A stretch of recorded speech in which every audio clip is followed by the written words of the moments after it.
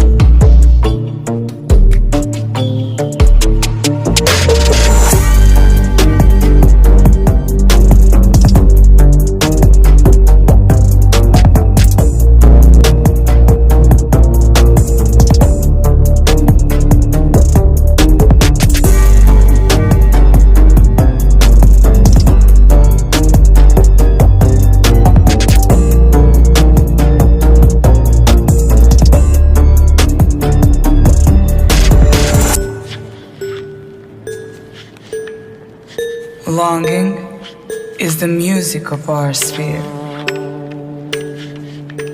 The gift of life is never more or less. It starts at any time you like